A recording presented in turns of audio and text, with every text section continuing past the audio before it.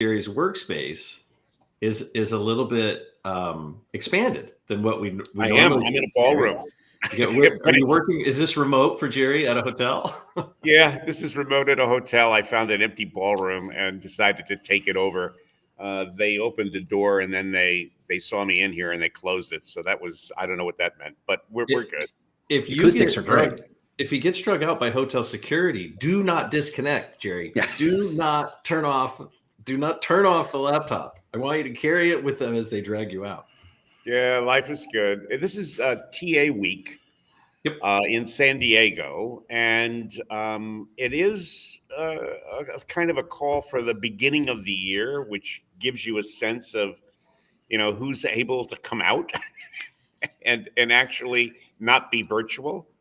And clearly, travel budgets. Yeah, all the cool Yep. kids most of the cool kids are here, except for James.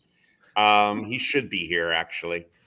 But it's an interesting crew, and we'll see what we learn from this. I love that crowd more than any other crowd that we have within our space. But we need a better name than the cool kids. We have got to come up with. Something else. Well, you got to help me. Maybe we need a new branding view. If only we had a branding guru on the line that could rename the cool kids. I don't know anything about marketing. I never heard of it. What is that? Oh man. All right. Well, we have a fun topic today. You guys about ready to jump in? We're going to do this. Let's make it happen. All right. Let's see if I can find the right button and we'll just kick it off. Here we go. Welcome to the CXR channel, our premier podcast for talent acquisition and talent management. Listen in as the CXR community discusses a wide range of topics focused on attracting, engaging, and retaining the best talent. We're glad you're here.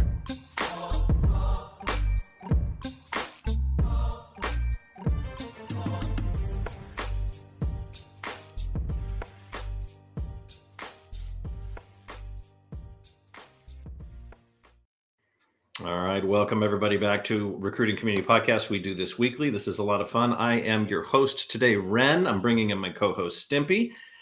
How are you, Stimpy? How are things going? Oh, no, I can't hear you. There we go. There we go. That's good. That was probably the problem of Stimpy. Yes. Good grief. And you're in San Diego today. That's exciting. So thanks for dialing in, Jerry.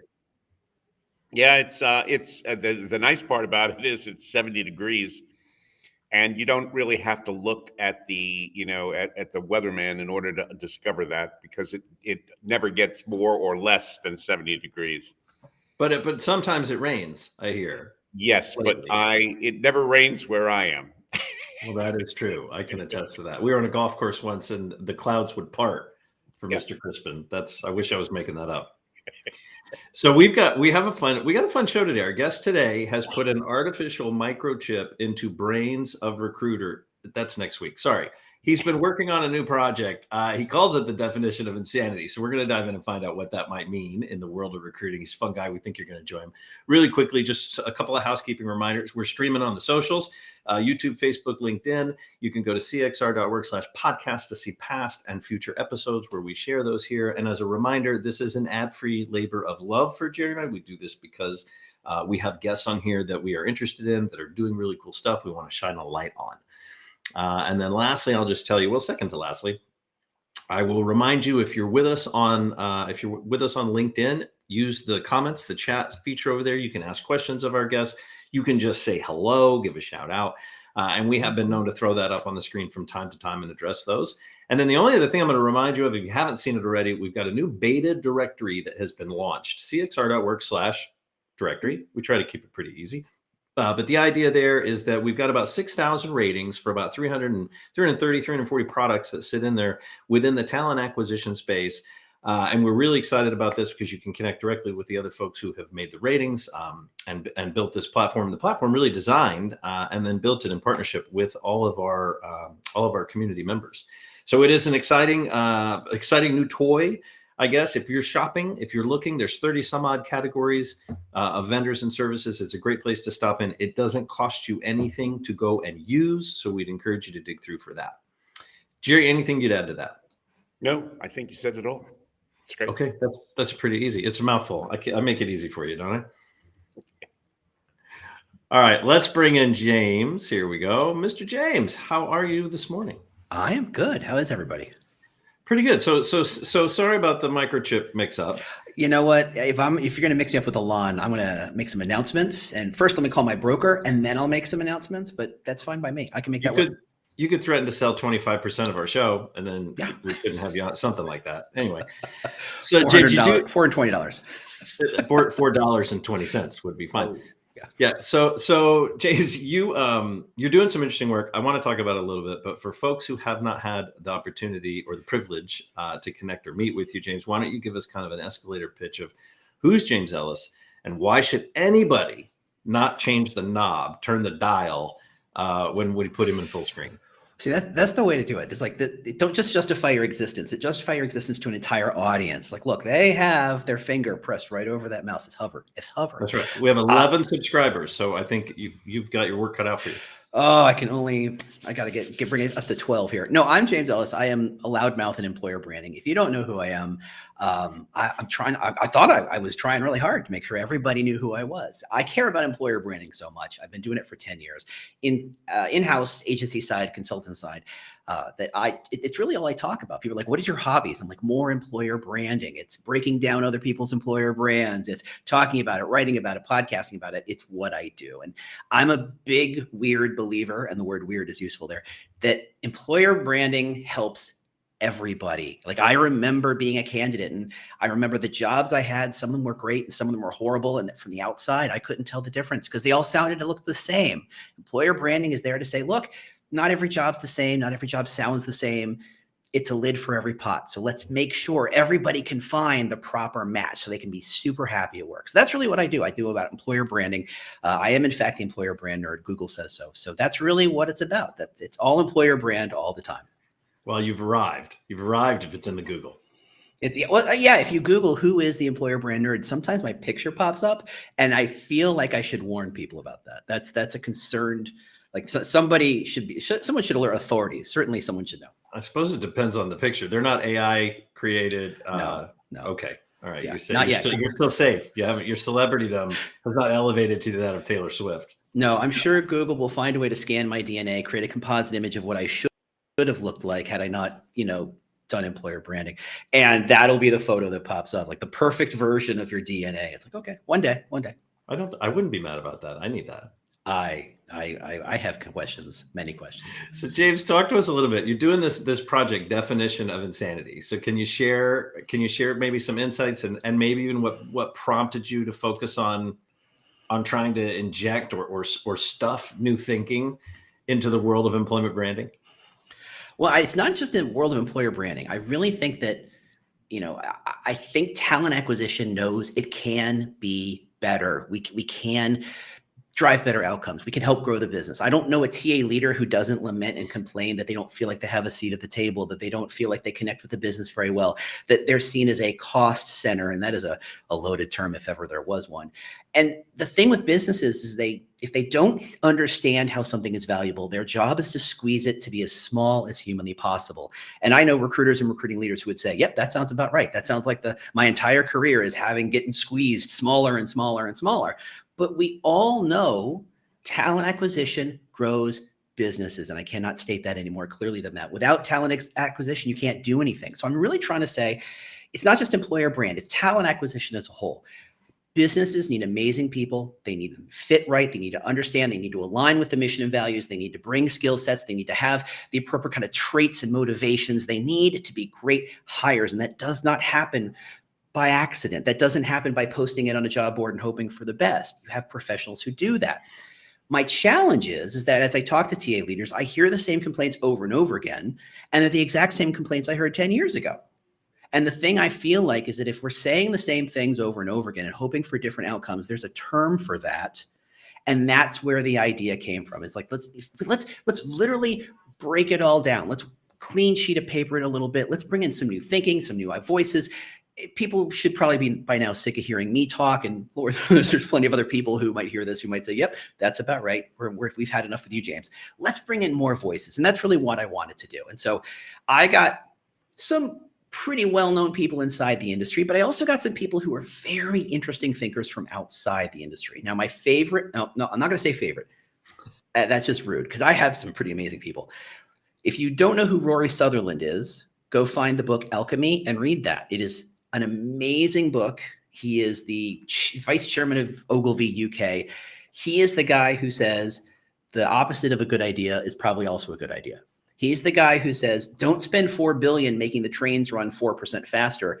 Spend half that to make the trains more enjoyable, more comfortable, right? Just change the metric, change the approach, change the thinking. And he's such an incredibly interesting person.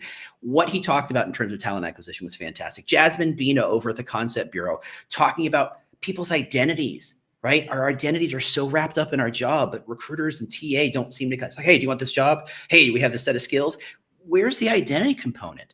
Alex M.H. Smith, who wrote an amazing book called No Bullshit Strategy about the need for strategy, how strategy replaces effort. And that's something that I think talent acquisition leaders should embrace with both arms. I've got so many people talking about the difference between marketing and branding. I've got such amazing people, and I'm super excited. Jerry, can you tell? I'm super excited. I just actually edited the very first episode to go live next week yesterday. So I'm like, extra pumped. Like the coffee level's right up to here. James, I did a bump of Adderall before I dialed in, and I don't have half the energy you do. If you listen to this podcast on 1.5 speed, you void your warranty. That's all I'm going to say. I love it. I think it's great, and I love the foundation of what you're trying to do, which really is that for 100 years, all we've tried to do is take the same flawed process and make it more efficient and more productive for its flaws.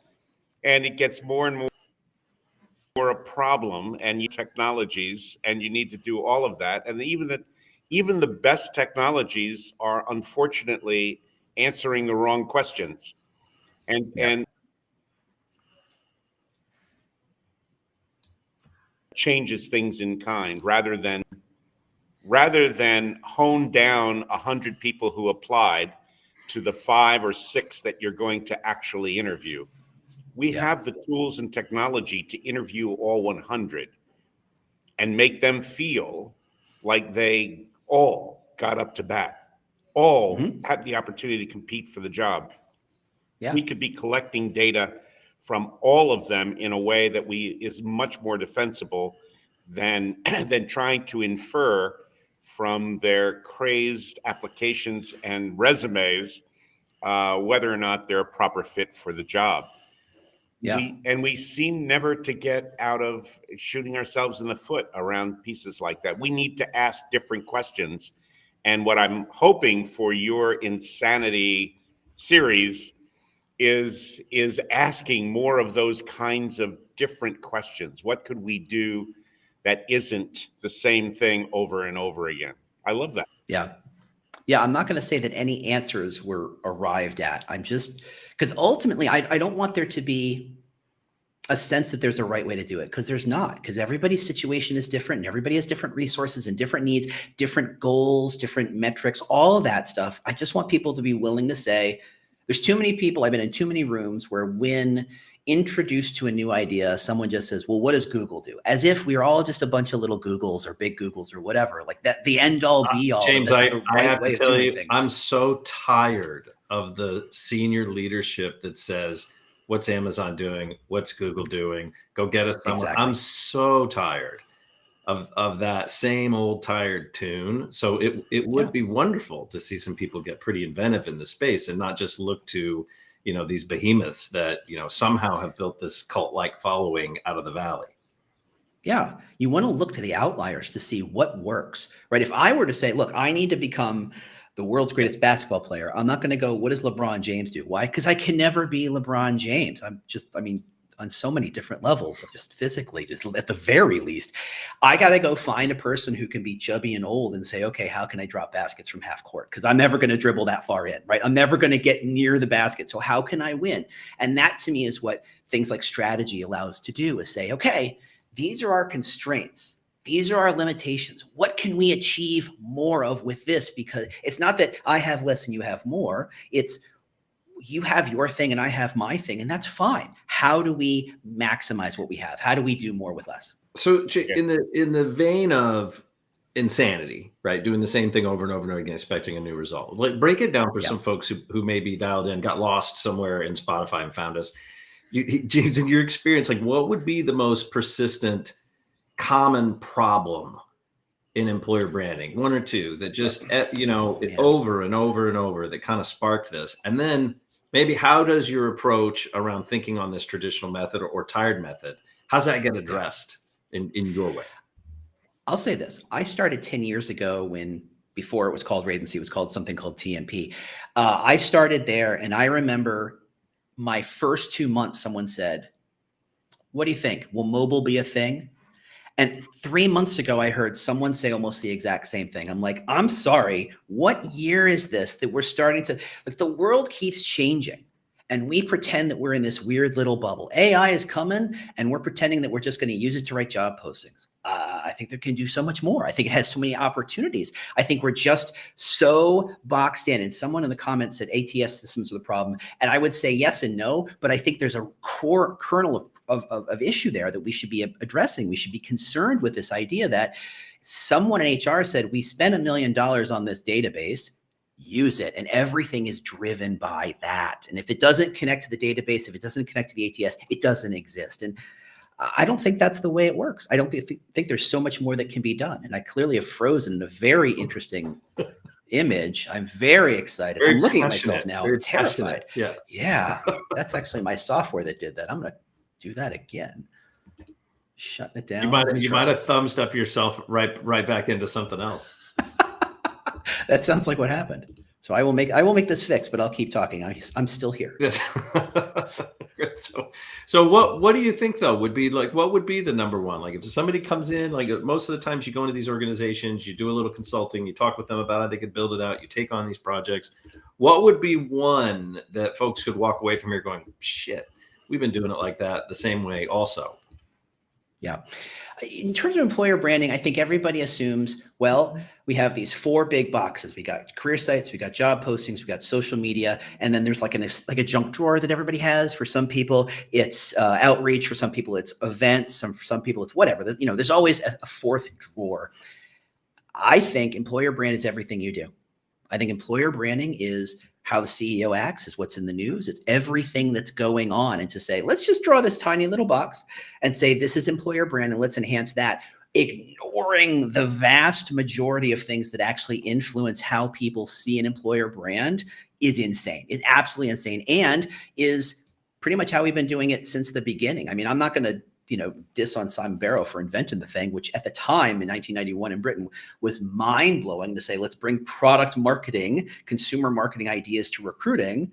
But beyond that, it's not, you got to embrace this idea that if you still think the goal is to get more applicants, I wonder if you understand what we're really trying to do ultimately. I think so many recruiters, so many talent acquisition teams, so many employer brand strategies are based on how do we date more people instead of how do we find the person we'd want to marry. And I think that is so core. Jerry's point, yes, you can date everybody. There are tools that allow us to date an infinite number of people. But what if we only met 2 people, but they were both worth marrying? That's a different strategy. That's a different approach. This is the same argument from 8-9 years ago of thinning out that fat funnel, like really turning it into more of a shoot, right? More of a targeted. Yep. I think there are some folks in our space do a really nice job of explaining how to repel some talent that may not be a good fit. Countless leaders we've talked to about being a little more transparent about some of the warts or some of the culture aspects that may not be a fit for everybody in order to help with that. Why doesn't anybody want to do that? Are we worried we didn't ask everybody to the dance? You know what? Here's where I put my foot in it. By virtue of putting TA next to HR, by osmosis, we've adopted some of their bad habits. And HR is risk averse on so many different levels you can't even begin to believe it. And that is one of the things I think is unnecessary. Recruiting, and I've met some incredibly capable, brave recruiters trying new things, willing to get out there, willing to try, change their language, change their approach, change their conversation. I love those recruiters because I think those are the people who are willing to try and change. And it's HR that tends to say, gosh, if it hasn't, like I've been in multiple rooms where they said, can you show me something innovative? And I show them something innovative. And they say, now, what are the 5 companies that have done that before? Allow me to explain to you what the word innovative means. Like this is the idea that they're so nervous about doing something that isn't proven. They're terrified of doing anything at all. So, okay. So then what are you going to tell leaders in TA who are stuck in traditional methods? Like what initial steps are you going to recommend, James, to sort of get them out of that box they've been thinking in? Yeah, I would say this. In a lot of ways, and I apologize that I'm getting into this chestnut of is recruiting sales, but there are a lot of parallels. And I think we can all admit that there are a lot of parallels to embrace. Now, Mr. CEO, look at your sales team. They have a pipeline. They communicate with them. Because of that pipeline, because of the tool set, their ability to bring in and convert a lead into a sale is fairly predictable. Like they know it takes X number of days for someone to say, I'm vaguely interested in this email software platform or whatever it is, and convert it. Recruiting, we got nothing. We have no way of saying it could take a week, it could take a month, it could take a year. We don't know because we're not building pipelines. We're not feeding them with information. I'm signed up to all sorts of talent communities, and all I get is we're great. I'm like, I get that part. I can get that anywhere. Tell me something that makes me want to engage with you more.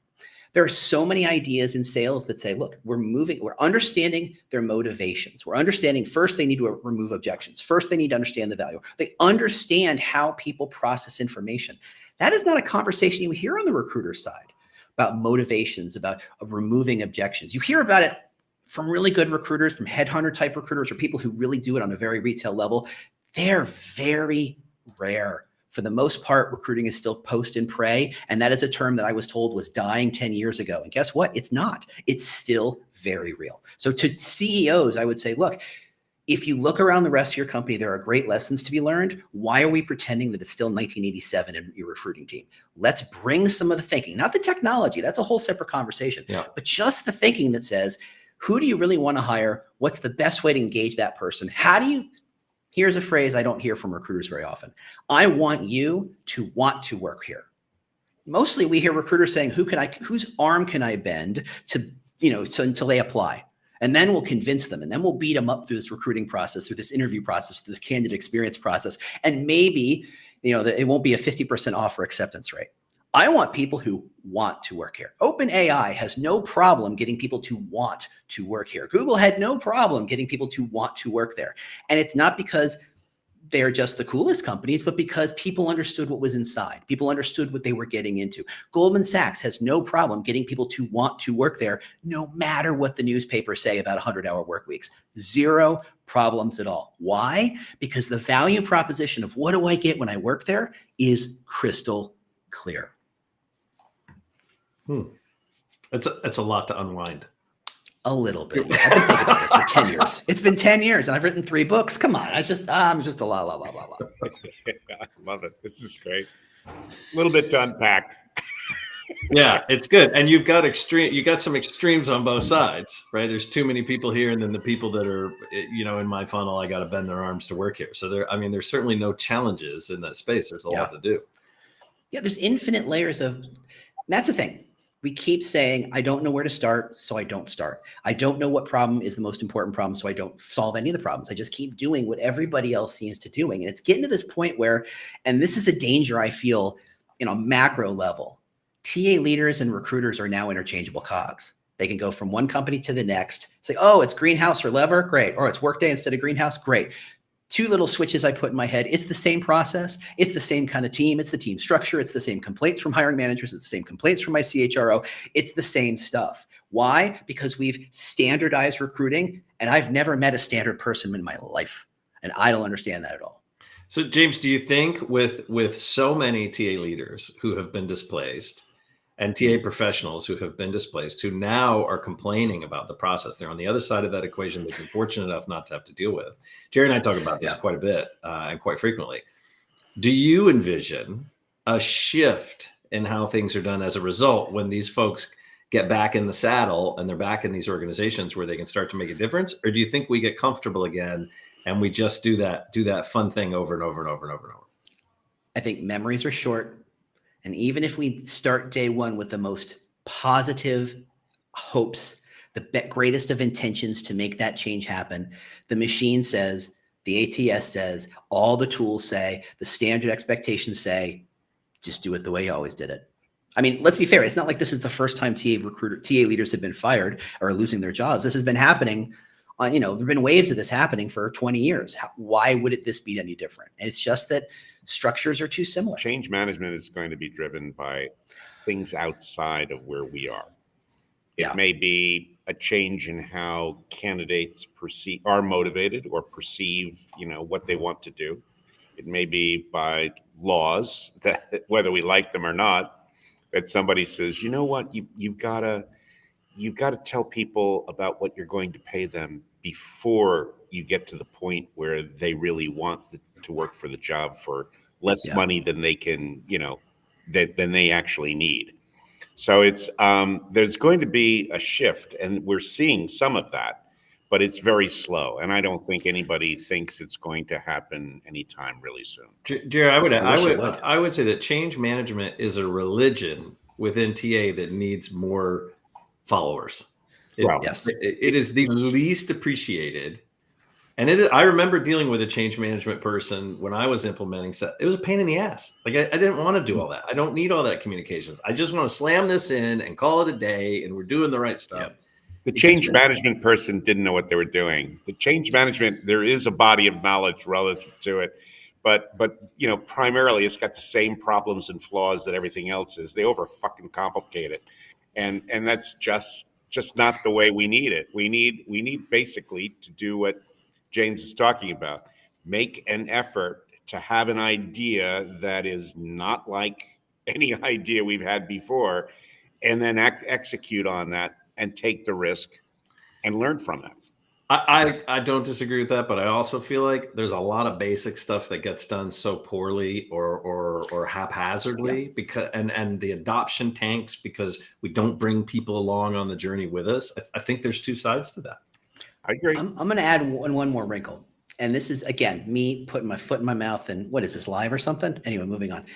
I have never met an industry in which they were so siloed up that they were willing to say, if you've never recruited, I don't have to listen to you. I've seen multiple times new leadership come in and say, this is how we're going to do TA. And recruiters say to one another, well, she's never had a wreck in her life, so I don't have to listen to her. I'm going to keep doing it the same way I've always done it.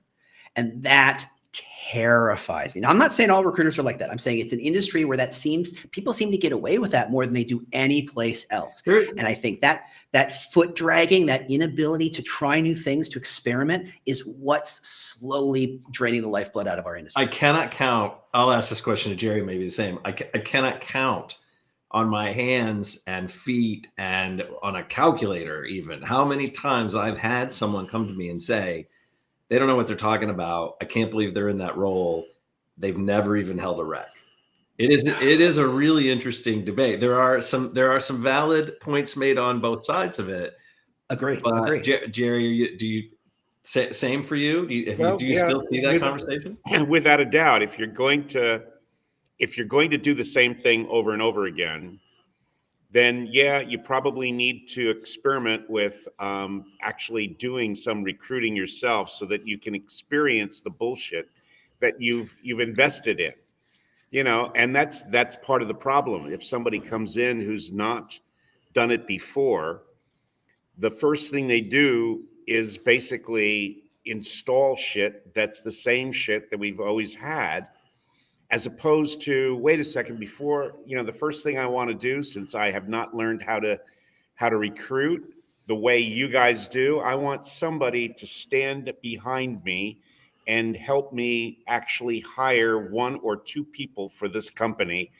And they will then realize that this whole bullshit needs change. Change. I think there's one more way to approach that, and that is if you're a recruiter and you're a recruiting team and you're given a new leader who has not done talent acquisition team, this is an opportunity for you to say, clean sheet of paper, what do we really want to do? What are we really trying to accomplish here? Someone who is not beholden and burdened by the bullshit, who is willing to try new things. This is a gift, and we treat it as if it's a burden. And I think that's the wrong approach. James, I say it a different way, that we have to shift or pivot from these practices that we've always done to the decision processes that each stakeholder is involved in, to better understand what is going to satisfy the needs of each of the stakeholders in a way that benefits the company long term. 100% agree. And we 100%. do see some organizations take risk and hire interesting characters into roles to shake up those teams. We don't see a lot of that risk taken from the C-suite bringing in TA leaders. Like it's out there for sure, but we don't see a lot of people bringing in a wild card to head up TA.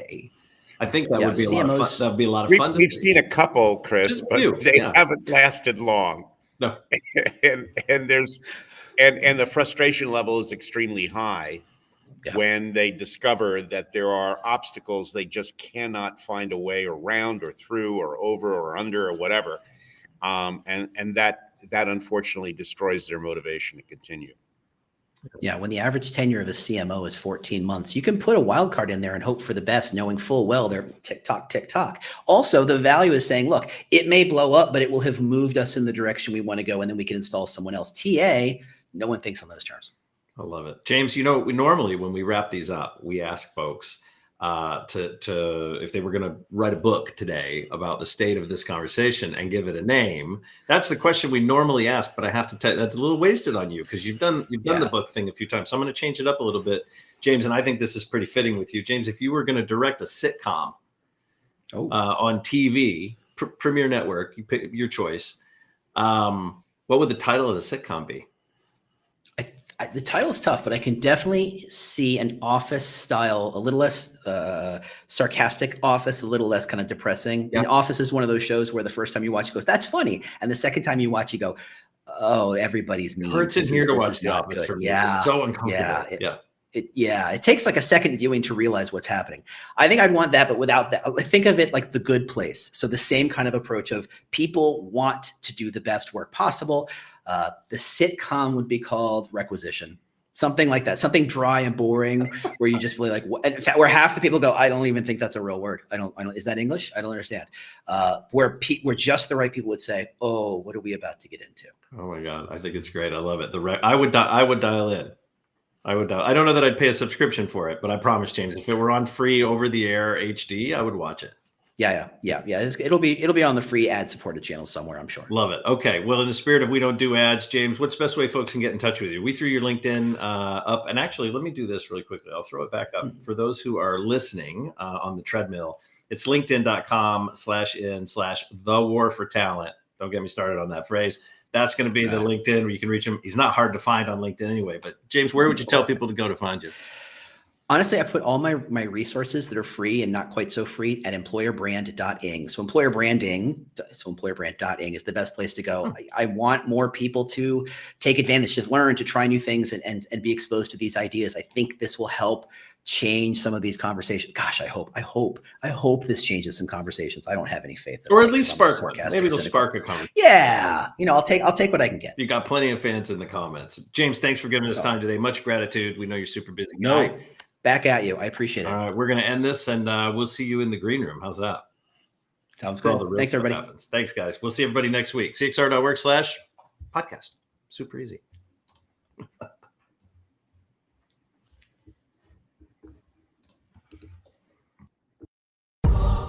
Thanks for listening to the CXR channel. Please subscribe to CXR on your favorite podcast resource and leave us a review while you're at it. Learn more about CXR at our website, cxr.works, facebook.com and twitter.com/careercrossroads, and on Instagram @careerxroads. We'll catch you next time.